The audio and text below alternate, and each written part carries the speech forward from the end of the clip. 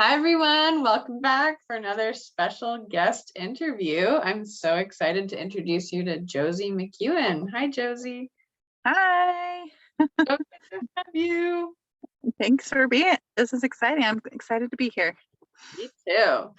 Okay, I'm going to read your quick bio and then we'll jump in. Okay. So, everyone, welcome Josie. She is a romance coach and founder of Romance Enhanced Consulting. She has always been a hopeless romantic and loves planning romantic things and events. She creates romantic bedroom games that focus on emotional and physical connection. She also has several different themed romantic bedroom kits that make it easy to create a romantic night at home. Josie loves helping couples plan romantic evenings and romantic getaways as well. Her online course teaches people how to easily be romantic and offers people 30 free romantic love language tips for signing up for her deal and discount list. Yes. Cool. Those are some of Okay. my favorite things. Yeah, I bet. Well, I'm so curious. I want to jump in right away. What the heck is a romantic bedroom kit? And how do people get one? So, I love being romantic, like I've said, but I know that for some people, like it doesn't come easy. Like it's like, what do I do? How do I pull this off? So I have kits that are like different themes. There's some that are like sport themed or like for massage and or like a kissing game, and they're all centered around my bedroom games. But it also comes with like rose petals and candles and refreshments that go along with it, and then other room decor. So it's kind of all just comes, and then it's easy to just set it up. And it comes with instructions on how to do it and like what are some good ideas, how you can like put the rose petals or the candles. So it just kind of makes it like a special event, kind of at home. So you can kind of create that romantic atmosphere. And I try to make it as easy as possible by providing all of that for you. And Yeah. then all those kits also come with one of my bedroom games as well for like the main event of the Oh, the of main the day. event. Ooh, that sounds sexy. They are really fun. So Well, I love this. And just like how do you find that these games and stuff impact people's relationships? Is it to like kind of re-spark things or just like try something new? Like what do you find is people's common yeah, experience? kind of all of the above. I mean, just like every relationship goes through different ups and downs and struggles. Sometimes they're just like a gift, like a anniversary gift or a birthday gift that they want to give their sweetheart. Sometimes it's their intimacies maybe kind of dull or boring and they want to spice it up or kind of get the spark back. Mm, Sometimes it's I have women reach out to me that are really craving emotional connection and maybe their sweetheart doesn't know how to do that, but like these games easily um, outline that, so it's easy to kind of follow. mhm, Or I have guys reach out that are like, Help me, how do I please my wife? What can I do?" Or like, I don't know what a romantic gift is, and so then I give them these ideas. And so my bedroom games, I created them myself, just because I love doing romantic things. And yeah. so the first one I created was for me and my husband, and he loves baseball. And so I planned this whole baseball theme where we were going to go to batting cages and we ate at a sports bar. And then when we came home, we had baseball snacks and stuff. And then the game was like all laid out throughout the um, house. And so it was really great. Like our kids were gone. And after the game, he was like, "You should sell this." And I'm like, "No, I don't know." That's not really me. I'm not that type of, this is just fun. And he's like, "No, really, this is so um like amazing, and we're able to connect and have fun and laugh together and Mhm. create that deep intimacy feeling." And so eventually I started thinking about it. I'm like, you know what, I really love doing this and I love coming up with these games, and I know that they could help other couples as Mhm. well.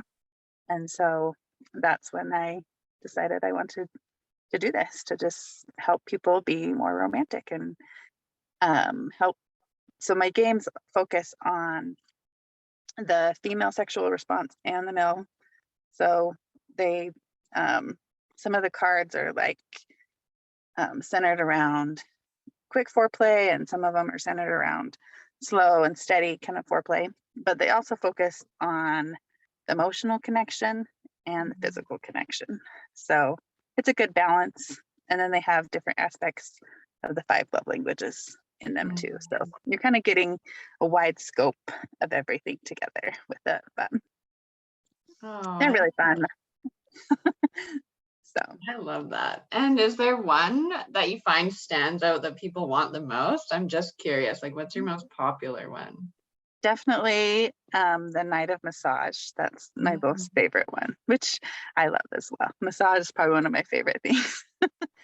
But it's a unique game where you can kind of draw your, like, it doesn't necessarily go in order. You just kind of randomly pick these different massages, but you both get spoiled with these sensual massages. So, and that comes with like a little plastic like back massager, and then it's also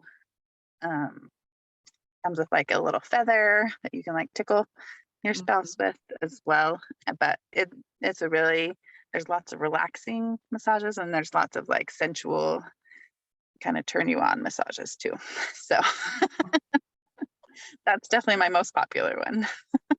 That's so fun. I love how you have such a variety. Like Mhm. there's the fun and like exciting, there's like sensual and just like romantic. I love how people, there's like a variety of people, it sounds like, can pick from based on Yeah, their needs and wants. yeah. And sometimes like if a husband or a guy reaches out to me, then I'm usually like, oh, these are the ones that females usually like more. One that I really love is, it's called the Sexy Wife May I game. Oh, And cool. it is all about spoiling the female. Like it's all about, the game is kind of like um, the childhood game of Mother May I, where you're trying to Mm, get closer to the mother by mhm. asking, Mother May I do these things? And so instead it's Sexy Wife May I, which you could interchange. And so there's like the whole game just focuses on females. So I Mm, have a lot of females tell me that that's their favorite. I can see why. But a lot of times they'll even be like, we couldn't even get through the game, but it's so great to have these cards. And they'll Mhm, use it like different times, like when they want to be intimate, like the wife will pick a few cards, or, mhm. just different times. Cause I mean, that's what I hear a lot with my games, is that it was so fun, but we couldn't make it all the way through the game because we just were really ready with all the foreplay. So, which is great because then you can play it again as well. Yeah, I would say that makes that, it's tip top if they can't make it through the game. That's amazing. And So I'm really curious. Do you think people are kind of like afraid or like unsure as to how to like really be romantic? I think so. I think that, I know for my husband, he describes himself as not romantic, Hmm. but, and so it, like, things don't come to him naturally like if they do for me. Like Hmm. if we're having a dinner at home and our kids aren't around, like my mind out of me is like, oh, how can I make this more romantic? I'm going to dim the lights and I'm going to put candles out, or, a nice china or something. Where for him, he's more practical minded and been like, okay, well, let's just hurry and eat this and not worry about it. You know what I mean? Like, so I think but I do feel like anyone can be romantic. Hmm. And that's what my course kind of is about, is just helping people change that mindset of like, I'm not a romantic person, to I can do romantic things. Hmm. And a lot of times I feel like romance has kind of the wrap of, has to be really time consuming or elaborate, Yes. or kind of this huge big ordeal. But for me, a lot of times it's really the little things that really make a difference. Like maybe Hmm. it's picking up a favorite candy bar that your wife or your sweetheart loves, or maybe it's like washing your sweetheart's car, and that's something that really just they really appreciate. So it doesn't have to be, it can be all those things. It can be expensive, it can be time consuming, it can be super elaborate, but Mm. it also is just the little things that continually building that relationship, that I think matter as well. Yeah, and I can So, really hear the love languages being pulled into what you were just saying, like how someone expresses love, in what way, and in what way their partner or spouse like receives that love. Like just really mhm. like having that awareness really takes people a long way, I think. Yeah, for sure. And like knowing one of the things that I talk about in my romantic course is making a list of what your spouse or your sweetheart loves, because Mm. like you can keep that list going, and if you want to do something special for your sweetheart, you already have a huge thing to pull from. If you write down like sometime when you're eating out, they really like that restaurant, or Mm. they really love this dessert from this place, or then it's easy for those quick little surprises that you want to do to add more romance, or to kind of spice up your intimacy life, or whatever it may be. So that's one Mm. of the best big things is like about being romantic, is just being aware of what's going on with your sweetheart, like thinking about what can I do to help them. Because I think when we're dating, we do that all the time. Like, oh, I want to impress them, and I want to, put my best self forward. And oh, they would really like this thing. Or I'm going to send them this funny meme that I know that they'll like. Or, so we do all these things. But for some reason, we just kind of get in ruts sometimes, and we Mhm. forget to do those things. Yeah. So, Happens to all of us too. yes, it does. Me included. I'm the same way. So it's a good reminder to, I feel like romance, that's something that can really just help bring that spark back into your relationship, and kind of help you feel like special and needed and wanted again, those special Mm. little things that pe- people do in relationships. Yeah, and I like that you brought up the piece about just like making it a priority and just like Hmm. because I think like really bringing that intention into it, like because we can, I feel like romance is a way of being because like you said, everyone thinks it has to be this big elaborate thing, but it can really just be like a really longing look into your partner's eyes, Definitely. something like that, just like really giving your presence to them, like Yeah, it can be romantic. for sure. Definitely. Yeah.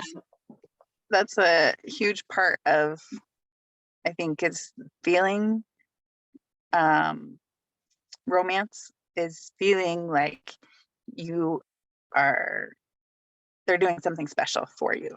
They're Mhm. creating that intention, that priority, like you were talking about. Mhm. So, Yeah. And I like to use the example. It's like there's two ways you can make someone dinner. One can be like, here you go, here's your dinner. And the other is, I made you your favorite meal because I really know you love it so much, and I just really want to do something nice for you. hmm, Same action, different intention or yes, for behind it. sure, for So, like you sure. said, you can be romantic, you can bring that into different actions into your day, and just like really connecting to the intention behind it can just change everything. Yeah, for sure. I Mhm. do have to admit, though, I'm also the type of person that also says, "Oh, here's your dinner." Like, Yeah, it's not always, candles and rose petals. yeah, and that's But it's totally fine too. I'm the same. But yeah, just like just bringing the awareness that it can shift for people who are like, I don't know how to be romantic, like yeah. kind of fumbling there. So, Mhm. And that's what I try to do, is just try to make kind of the stigmatism of romance is hard and mhm. expensive and unobtainable. Like, and I just try to like be like, oh, well, what about this? Or you could do this. Or, it's a weird hobby that I have to plan out these romantic things. And my husband gets a lot of it. And he's a good sport and he goes along with it. But I think he's glad when I can plan it out for other people too. Yeah, everyone needs this. We gotta get So those games out all over the world. yes. Uh, so amazing. And yeah, I think it's something that a lot of us like want to be able to do. We're just not quite sure or like a little bit shy about trying to be romantic. Maybe we've had like bad experiences or something, or we just don't truly know what our partner likes. Yeah, so I think also maybe just asking them, like you said, make a list what they like and just go from there. Yeah, and kind of find out what are their expectations. Like Mhm. what would you define as like a romantic evening? Like for some people it might be staying home, for some people it might be going out. It really just depends on each person, but knowing that what kind of your spouse's or sweetheart's expectations are, that Yeah. really helps you when planning stuff too. Yeah, So definitely. tell me more about how you help people with intimacy as well. Sorry to put you on the spot. No, that's great. For me, it's mostly first identifying, I guess, like what kind of intimacy someone's looking for, because we all Mhm. have different needs and different views of what intimacy is. Yeah. So that's usually my go-to is like, okay, like what's the need that you're having that's not getting met, and what does that look like? What's getting in the way of that? Like, Mhm. is something going on in the relationship, or like are you afraid to express what you want and need? Like, I like to start there, and then That's so important for sure. yeah, and then really just like yeah, helping people feel like more comfortable and confident in expressing their needs, because I think like even for myself sometimes it's hard. You just like Yeah. you're like, oh, this is, like isn't quite like what I want, or Mhm. yeah, or we like judge ourselves for like, oh, that's too much to ask or something like that. Mhm. So that's Well, and generally it really is like a balance where you're trying to figure out your own needs and your sweetheart needs and like Mhm, trying to be like, oh, well, that's not really serving me, but that's kind of helping you. And, mhm, but that communicating about that is so crucial for sure. mhm. And getting to that point where you can communicate about it is Yeah, all part of that balance. yeah, exactly. So just yeah, helping people feel confidence in those needs and not feeling guilt around that. Like Mhm. one of my biggest things I could rant about is the world makes you feel like bad for having needs, and I'm like, we all have them. It's good to have needs, like Uh-huh. otherwise you're a robot. Yeah, for sure. So really And normalizing that. mhm.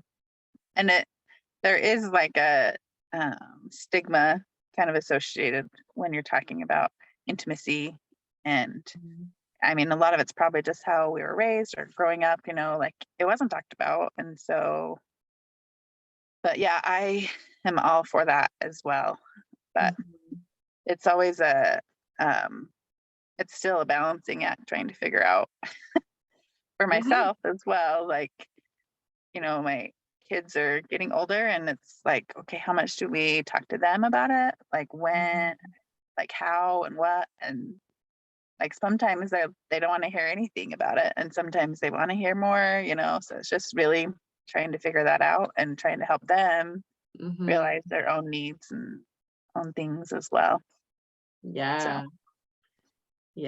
Yeah, especially as kids like evolve, like and grow, yeah, their curiosity definitely gets piqued, and mhm.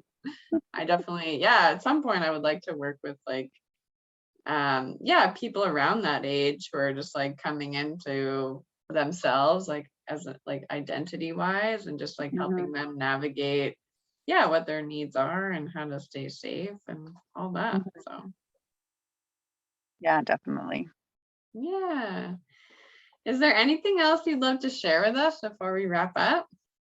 Um, anyone, I just want to reemphasize that anyone can be romantic. Like Mm, that, that's a stigma that we place on ourselves, but anyone can be romantic. Anyone can do romantic things. And it's kind of just remembering, like, how did I woo my sweetheart when we were dating? What kind of things did I do? What kind of things did I find that they liked, and just being intentional and striving to, create those atmospheres and those experiences together that bring you mhm. closer. So, Yeah, anyone can be romantic. yeah. And I I can give you the link if anyone's interested in that course as well. So Yeah, definitely. I will put that in the email that goes out. perfect. People will have a link to your games. Awesome. Yeah. Well, Yeah, thanks and I for being here. yeah, thank you. I appreciate it. It's great talking to you like always. Yeah, so fun. Would love to have you back. Of course. Sounds good. Awesome. Well, thanks, Josie, and thanks for watching, everyone. See you next See time. ya. Bye. Bye.